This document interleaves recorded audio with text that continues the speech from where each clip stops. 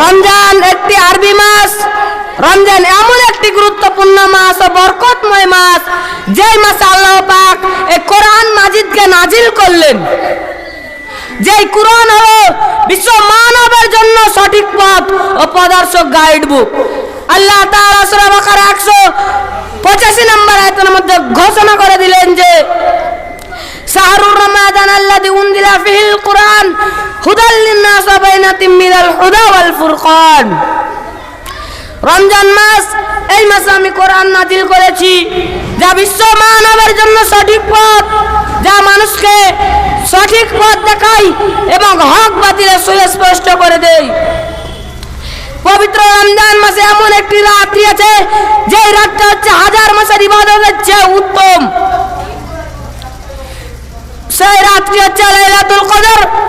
আল্লাহ রাব্বুল আলামিন সূরা আল কদরের মধ্যে বলে দিলেন, ইন্না আনজালনাহু ফি লাইলাতিল কদর, আমি কোরআন নাযিল করেছি লাইলাতুল কদরের রাতে। ওয়া মা আদরাকা মা লাইলাতুল কদর, তুমি কি জানো কদরের রাত কি?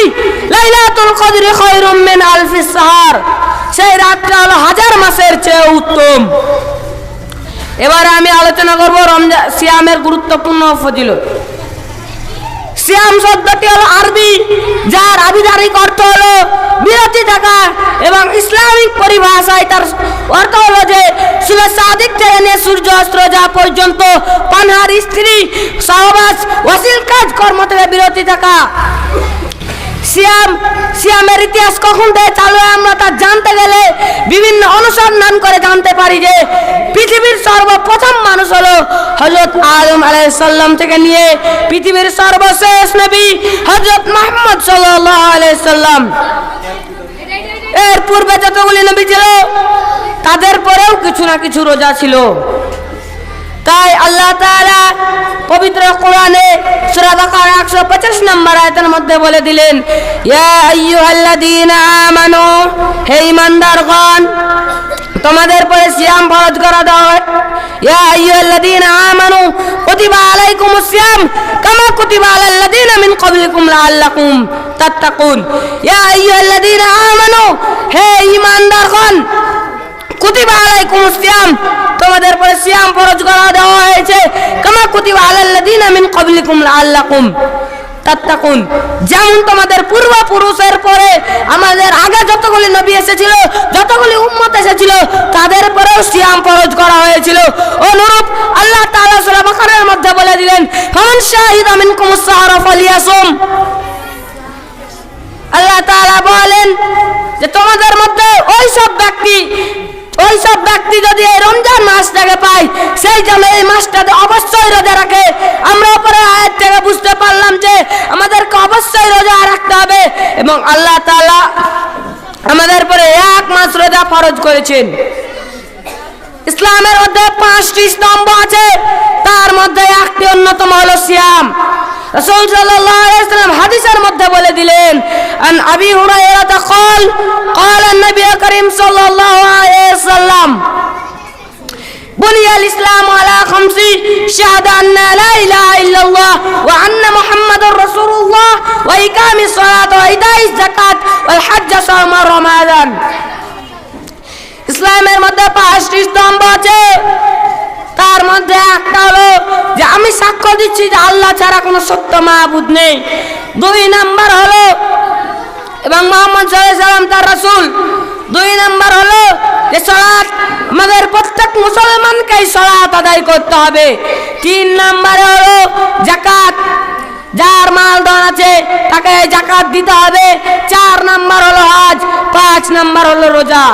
রোজা প্রত্যেকটা মানুষকেই করতে হবে। রোজা এটা আল্লাহ তাআলার একটা পালনীয় হুকুম।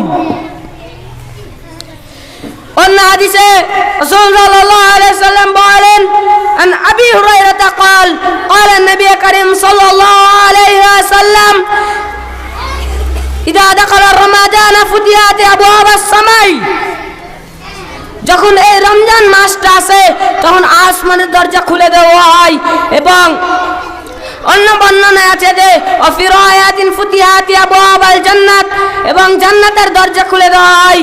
ওয়াকুল্লিকাতিজ জাহান্নাম, এবং জাহান্নামের দরজা বন্ধ করে দেওয়া হয়। ওয়াসিলসিলাতিশ শাইতান, এবং শয়তানকে জিঞ্জির দিয়ে বেঁধে দেওয়া হয়। ওয়াফি রায়াতিন ফুতিহাতি আবওয়াবার রাহমাত, এবং রহমতের দরজা খুলে দেওয়া হয়।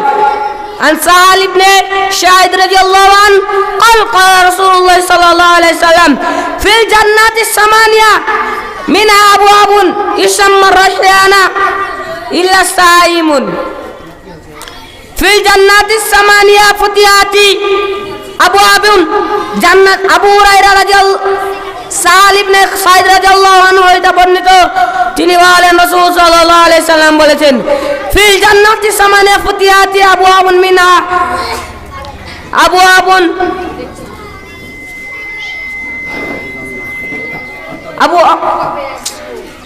জান্নাতের মধ্যে 8টি দরজা আছে, তার মধ্যে একটি হলো রায়হান।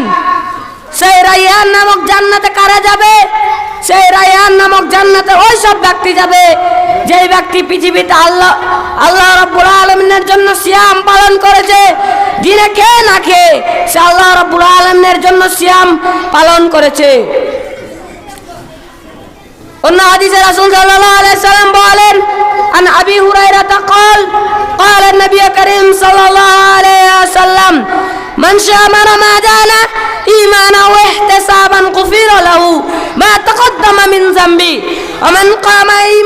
ومن قام رمضان إيمانا واحتسابا غفر له ما تقدم من ذنبه ومن قام رمضان ليلة القدر إيمانا واحتسابا غفر له ما تقدم من ذنبه। আবু হুরায়রা রাদিয়াল্লাহু আনহু এটা বর্ণিত, তিনি বলেন রাসূল সাল্লাল্লাহু আলাইহি